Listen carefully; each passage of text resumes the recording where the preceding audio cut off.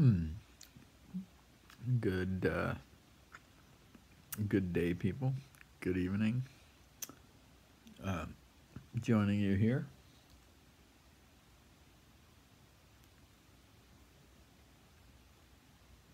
once again from my place. This right here is my smoke device that I use to light my joint when I need to at night. So, now, on to video number 2, or video log number 2 of my new series on. Let me try to remember where I left off. I don't actually. I'm gonna have to develop a better system of remembering where I left off on the last video, but or if this is gonna be a series, which I hope it is, and I want it to be. Um, I want it to be kind of. Sheesh, good question. Well, that's right. I was focusing on now and what's happening now in my life, and I'm gonna try and bring things around to now. It's gonna be hard to do because, okay, just gonna try to do it one way or the other. So, I don't know how far I had gotten with describing my current. Let me just go by saying that about 7 to 10 days ago, I was in the hospital. I was in the hospital nearest to my house, my apartment, and it's called Burnaby General Hospital. I was admitted there to the emergency room on some day, a couple weeks ago, and I stayed there for about 7 or 8 days. I was admitted for the problem of experiencing bouts of high blood pressure, something that in quadriplegics or people with dysreflexia, people with spinal cord injury at a higher level. I think that's what I was doing yesterday. I was describing, that's right, describing the phenomenon of dysreflexia. I was trying to bring the viewer around to understanding.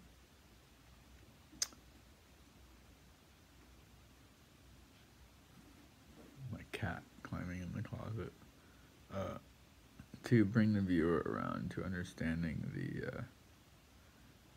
the condition of autonomic dysreflexia. So, because that's what brought me to the hospital and to my state of mind and being that I am now. So it's actually a gift. So it was a curse, and I've turned it into a gift. It was a curse. So back to cue me entering the waiting room for the emergency room once again. This time I'm accompanied by several wonderful EMT workers that I've probably had the pleasure of meeting at least one of them once before on another emergency call that I've made in the past several weeks, months, maybe even. They're like, "Oh, you again," So I'm over here suffering another bout of this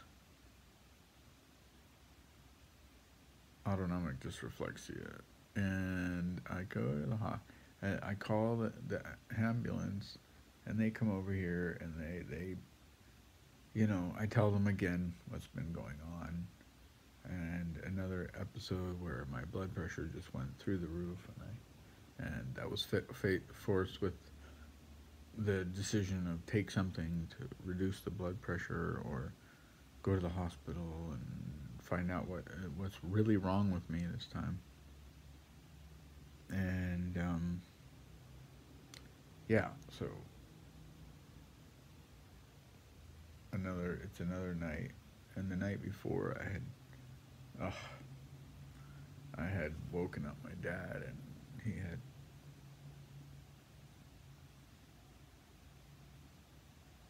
I don't know if I woke him up that night or it was earlier or the night before or that night earlier, but I wasn't about to do it again. You know, it's just like he wasn't getting enough sleep, and I wasn't.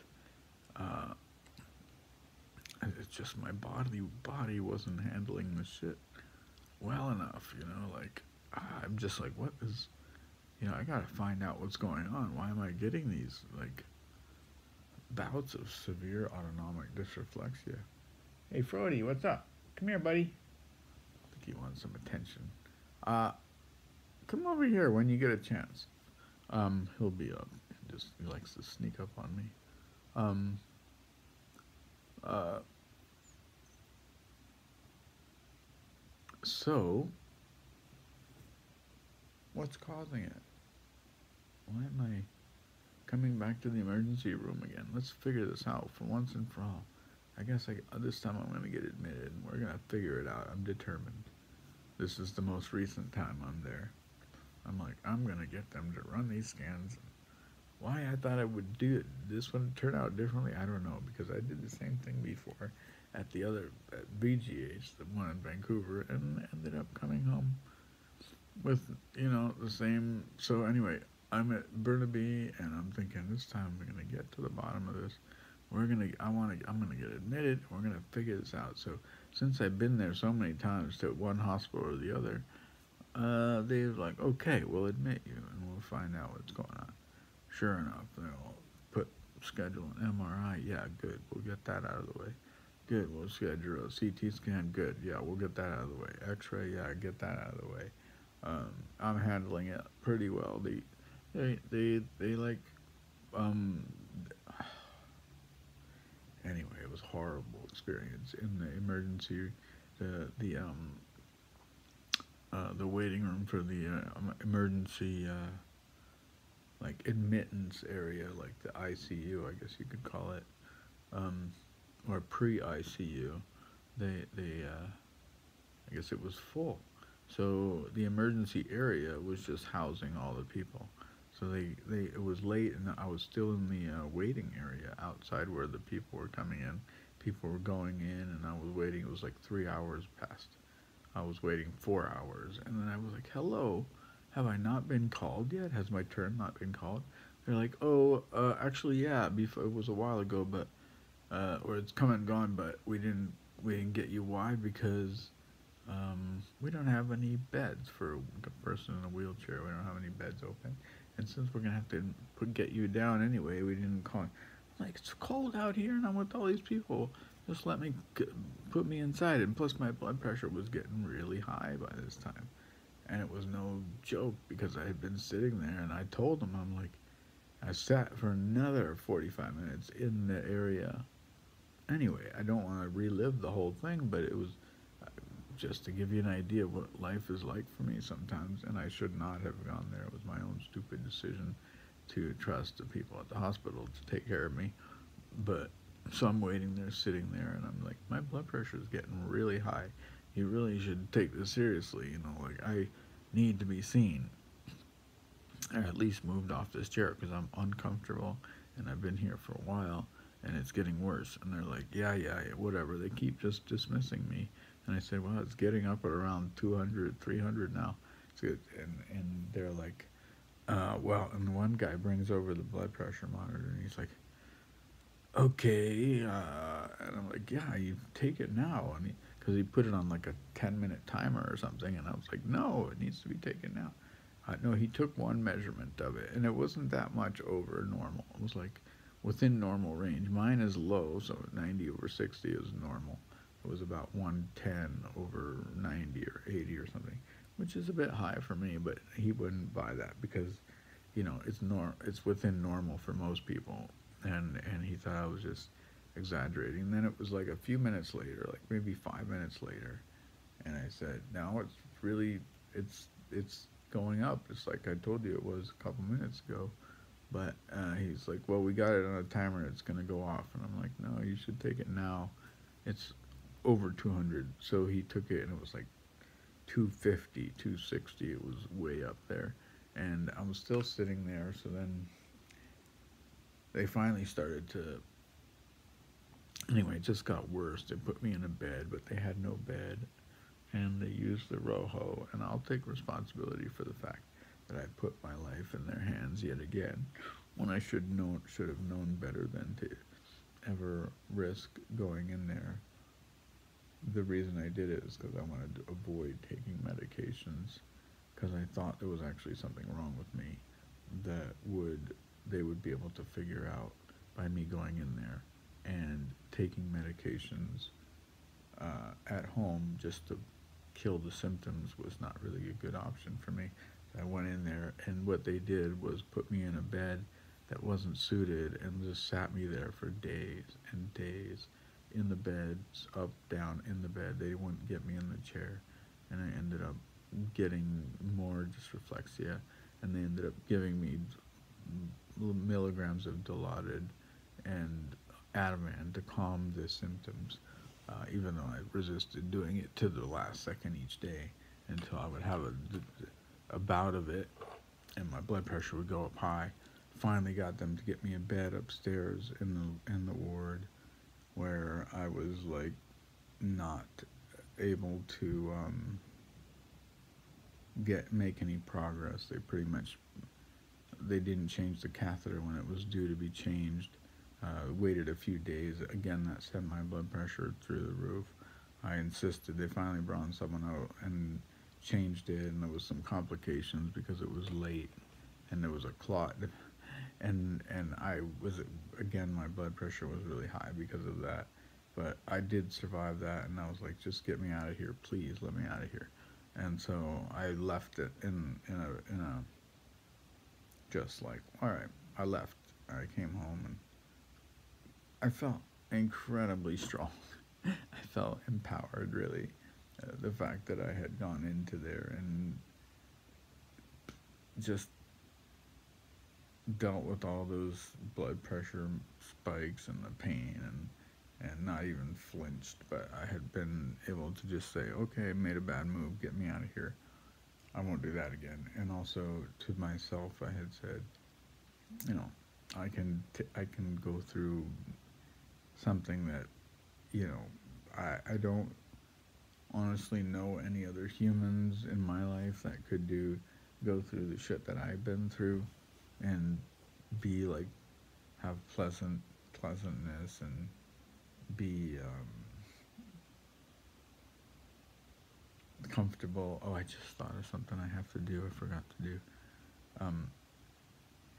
But yeah, I'll close this off. So I feel so blessed and lucky, and something good came out of it. I also realized something else, and haven't had any more issues, and have gone down off the medication I was taking. The doctor had increased one of the medications. I guess I'll tell it. The sample. Gabapentin is that I've been taking 300 milligrams 4 times a day. Yeah, I'll put it out there. What the fuck? And it's not a high dosage. It's actually the minimal dose for people in wheelchairs. And he increased the 6 and 12 to 600 milligrams each time in the evening, and then midnight. I have gone back to the original, and I feel way better. And once I realized what the sensations were in my body, the dysreflexia reaction just went away, and it's been replaced by something altogether pleasant and not at all painful. So I don't have any problems anymore with that. And yeah, and it's actually part of my body that's pretty cool, and it's like cleaning me up and getting me ready for something pretty amazing. So I don't